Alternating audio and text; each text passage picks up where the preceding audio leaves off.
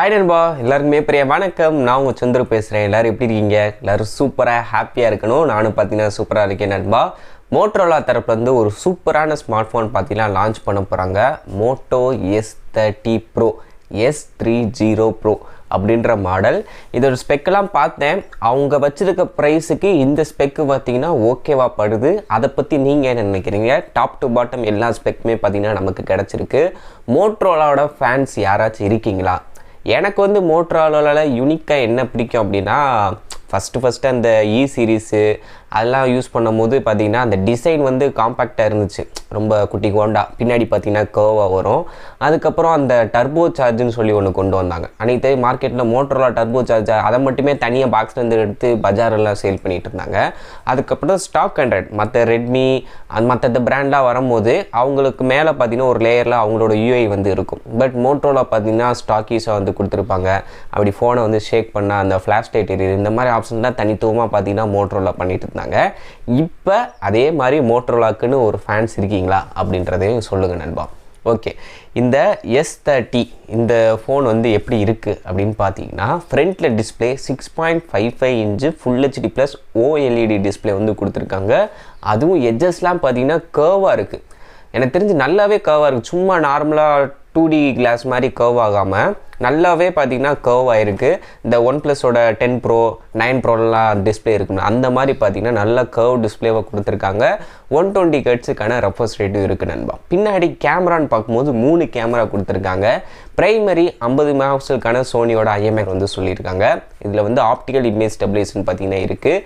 Secondary ultra வைடும் பார்த்தீங்கன்னா 50 மெகாபிக்சலுக்கான camera தான் கொடுத்துருக்காங்க. அது இப்போதைக்கு அது சாம்சங் சென்சாரா இல்லை சோனி சென்சார்ன்றது தெரில. பட் 50 மெகாபிக்சல் சென்சார் இருக்குது. அப்புறம் 2 மெகாபிக்சலுக்கான மேக்ரோ சென்சார் வந்து கொடுத்துருக்காங்க. ஃப்ரண்ட்டில் 60 மெகாபிக்சலுக்கான செல்ஃபி கேமராமா. இது வந்து பார்த்திங்கன்னா அந்த ஆக்சுவல் ஸ்பெக்ஷீட் இருக்குல்ல, அதில் வந்து செல்ஃபின்றது மென்ஷன் ஆகலை. பாதி வெப்சைட்டில் பார்த்தீங்கன்னா 32 மெகாபிக்சல் போட்டிருக்காங்க. இன்னும் சில பேர் 60ன்னு போட்டிருக்காங்க. இதில் எது கன்ஃபியூஷனாக என்ன சொல்கிறது ஒரு இதாக தெரியலை. எனக்கு தெரிஞ்சு ஃப்ரண்ட் 32 கொடுத்து அவங்க 60 FPS வீடியோ ரெக்கார்டிங் கொடுத்தாலே நல்ல ஒரு ஆப்ஷனாக தான் இருக்கும். பட் 60ன்றது எனக்கு தெரிஞ்சு வரதுக்கான வாய்ப்பு இல்லை. மேபி அவங்க இதை வந்து ஒரு மார்க்கெட்டிங் ஸ்ட்ராட்டஜியை வச்சு சேல் பண்ணாலும் பண்ண வாய்ப்பு இருக்குது. 60 மெகாபிக்சல் கொடுத்து என்னன்றதை பொறுத்துன்னு தான் பார்க்கணும். ஏன்னா 60ன்ற நம்பர் எனக்கு தெரிஞ்சு கேள்விப்பட்டதில்லை. பேக் கேமராவாக இருக்கட்டும் ஃப்ரண்ட் கேமரா இருக்கட்டும், என்னன்றது வெயிட் பண்ணி தான் பார்ப்போம். அடுத்ததான் பேட்டரின்னு பார்க்கும்போது 4270 mAh பேட்ரி, 68 வாட்ஸுக்கான ஃபாஸ்ட் சார்ஜிங் வித் பாக்ஸ்லேயே பார்த்தீங்கன்னா கொடுக்குறாங்க. ஸோ பேட்ரி ரொம்ப கம்மியாக இருக்கிற மாதிரி நான் ஃபீல் பண்ணுறேன். ஏன்னா இந்த மாதிரி செக்மெண்ட் வரும்போது மினிமம் 4500 இல்லை 5000 கொடுப்பாங்க. இவங்க என்னென்னா 4270 அப்படின்றது உண்மையிலே ரொம்ப கம்மி. ஏன்னா கர்வ் டிஸ்பிளே என்ன தான் இருந்தாலும் நம்ம அதிகமாக விளாண்டுக்கிட்டே இருக்கும்போது இப்போ உள்ள சுச்சுவேஷனுக்கு நார்மல் லைஃபுக்கு 4000 mAh பேட்டரின்றது கண்டிப்பாக நார்மல் யூஸருக்கே பார்த்தீங்கன்னா 3/4 நாள் தான் தாங்கும். ஹெவி யூஸருக்கு 1/2 நாள் தான் தாங்கும் கண்டிப்பாக. ஸோ அது வந்து ஒரு சின்னதாக ஒரு ட்ராபேக் மாதிரி தான் இருக்குது. இந்த ஃபோனில் யூஸ் பண்ணியிருக்க ப்ராசர்னு பார்க்கும்போது Snapdragon 888+ 5G ப்ராசர் வந்து யூஸ் பண்ணியிருக்காங்க. நிறைய பேர் அவங்க அந்த ட்விட்டர் அக்கௌண்ட்லேயே பார்த்தேன், அனௌன்ஸ்மெண்ட் விட்டோன்னே ஹீட்டு அயன் பாக்ஸ்ன்னு சொல்லி போட்டு தாளிச்சிக்கிட்டு இருக்காங்க 888+ன்றனால.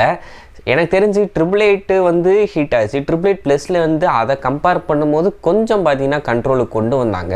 ஆக்சுவலாக சொல்லப்போனால் எக்ஸினோஸாக இருக்கட்டும், பயானிக் சிப்பாக இருக்கட்டும், எதையுமே நம்ம ஹெவி யூசேஜ் பண்ணும்போது ஃபோன் ஆனது ஹீட் ஆக தான் நண்பா செய்யுது. நான் இடையில iPhone 13 ரெண்டரிங் பண்ணி பார்த்தேன். அதுவுமே பார்த்தீங்கன்னா ஃபோன் கொதிக்குது. இத்தனை கைன் மாஸ்டரில் தான் பண்ணேன். அதுக்கப்புறம் VN எடிட்டர் ஆப் இருக்குல்ல, அதுலேயுமே பார்த்தீங்கன்னா 4K 60 FPS எக்ஸ்போர்ட் பண்ணும்போது ஃபோன் வந்து பின்னாடி கொதிக்கிற மாதிரி தான் ஃபீல் ஆகுது எனக்கு. அது ஐஃபோனாக இருக்கட்டும், சாம்சங்கோட S21 அல்ட்ராவாக இருக்கட்டும், இல்லை ரெட்மியாக இருக்கட்டும், OnePlusஆக இருக்கட்டும், எல்லா ஃபோனுமே பார்த்தீங்கன்னா ஹையண்டாக யூஸ் பண்ணும்போது பார்த்தீங்கன்னா கொதிக்க தான் செய்யுது. பட் பெர்ஃபார்மன்ஸ் அந்தளவுக்கு நம்ம ஃபோனை வந்து புஷ் பண்ணும்போது ஆட்டோமேட்டிக்காக அது வந்து ஹீட்டை வந்து ப்ரொடியூஸ் பண்ண தான் செய்யுது. அது பின்னாடி வந்து உங்களுக்கு கிளாஸ் பேக்காக, பிளாஸ்டிக் பேக்காக, சைடு மெட்டல் ஃப்ரேமாக, இதை பொறுத்து தான் உங்கள் கையில் வந்து ஹீட்டானது ஃபீல் பண்ணுவீங்க. ஏன்னா கிளாஸ் பேக்காக இருக்கட்டும், மெட்டல் பேக்காக இருக்கட்டும், ஹீட் வந்து கண்டிப்பாக தெரியும். பிளாஸ்டிக் பேக்கில் கொஞ்சம் கம்மியாக தெரியும். ஸோ அதுதான் வித்தியாசம். என்ன ஃபோனாக இருந்தாலும் கண்டிப்பாக ஹீட்டுன்றது இருக்க தான் செய்யும். பட் 888 பொறுத்த வரைக்கும் நார்மலாக எல்லாருமே பார்த்தீங்கன்னா கம்ப்ளீட் பண்ண தான் செஞ்சாங்க. பட் 888+ல என்னை பொறுத்த வரைக்கும் அதை கம்பேர் பண்ணும்போது கொஞ்சம் கம்மியாக தான் இருக்கும்னு நினைக்கிறேன். பட் பெர்ஃபார்மன்ஸில் எனக்கு தெரிஞ்சு குறைய சொல்ல முடியாது. ஏன்னா போன ஜென்ரேஷனோட ஃப்ளாக்ஷிப் ப்ராசராக தான் போன வருஷத்தோடது. ஸோ அப்படி இருக்கும்போது நல்ல ஒரு ப்ராசஸர். அப்புறம் LPDDR5 RAM, UFS 3.0 storage, WiFi6, NFC support இந்த மாதிரி எல்லாமே கொடுத்துருக்காங்க. டூயல் ஸ்பீக்கரும் இருக்குது. இதோட ரேட் எப்படி இருக்கும் அப்படின்னு பார்த்தீங்கன்னா 30,000 35,000 அந்த ரேஞ்சுக்குள்ளே தான் நண்பா வரும். கண்டிப்பாக கார்டு ஆஃபர் அதெல்லாம் யூஸ் பண்ணும்போது 30,000 நம்ம கண்டிப்பாக வாங்கிக்க முடியும். இது வந்து இப்போ ஆகஸ்ட் 12 பார்த்தீங்கன்னா சைனாவில் லான்ச் பண்ணுறாங்க. கூடிய சீக்கிரம் இது கூடவே இன்னொரு ஃப்ளாக்ஷிப் 8+ Gen 1 சேர்த்து அந்த ஃபோனும் பார்த்தீங்கன்னா இந்தியாவில் லான்ச் பண்ண போகிறதா சொல்லியிருக்காங்க. அதுவுமே எனக்கு தெரிஞ்ச அடுத்த மாதம், அதாவது இந்த மாதம் கடைசிக்குள்ளே வந்துடும். ஆகஸ்ட் 12 சைனா லான்ச் ஆகுது. இந்த ஸ்மார்ட் ஃபோன் எனக்கு தெரிஞ்சு ஒரு 30,000 வந்துச்சுன்னு வச்சுக்கோங்களேன். கேமிங் ரிலேட்டடாக வாங்குறவங்களும் சரி, கண்டென்ட் ரிலேட்டட் அதாவது மூவிஸ் பார்ப்பேன் அந்த மாதிரி பார்க்கணுன்றாலும் சரி, அவங்களுக்கு இந்த ஸ்மார்ட் ஃபோன் கை கொடுக்கும். பட் பேட்ரி தான் அவங்க எந்த அளவுக்கு ஆப்டிமைஸ் பண்ணியிருக்காங்கன்னு தெரியல. ஏன்னா வரப்போகிறது என்னமோ ஸ்டாக் ஆண்ட்ராய்டோட தான் வரும். சின்ன மோட்டரோலாக்குன்னு தனிப்பட்ட ஒரு ஸ்பெக்கு மட்டும் பார்த்தீங்கன்னா எக்ஸ்ட்ராவாக செட்டிங்ஸில் ஆப்ஷன் வந்து கொடுத்துருப்பாங்க. மற்றபடி ஸ்டாக்கீஸாக தான் இருக்கும். பேட்ரி ஆப்டிமைசேஷன் நல்லா இருந்தால் ஓகே. ஏன்னா 68 வாட்ஸ் சார்ஜர் மாதிரி எப்படி பார்த்தாலும் 1/2 மணி நேரத்துக்குள்ளே சார்ஜ் ஏறிற போது லைஃப் டைம் எப்படி இருக்குன்றத செக் பண்ணி பார்த்தா தான் நம்ம தெரியும். வரட்டும், ப்ரைஸை வச்சு அதுக்கப்புறம் என்ன ஏதுன்ற பார்த்துட்டு முடிவு எடுக்கலாம். ஓகேவா நண்பா? மேற்கொண்டு ஏதாவது சந்தேகன்றதா கமெண்ட்ஸில் சொல்லுங்கள், கண்டிப்பாக ரிப்ளை பண்ணுறேன். மேற்கொண்டு இது போன்ற சூப்பரான வீடியோ சந்திக்கிறேன். அது வரைக்கும் நன்றி, வணக்கம்.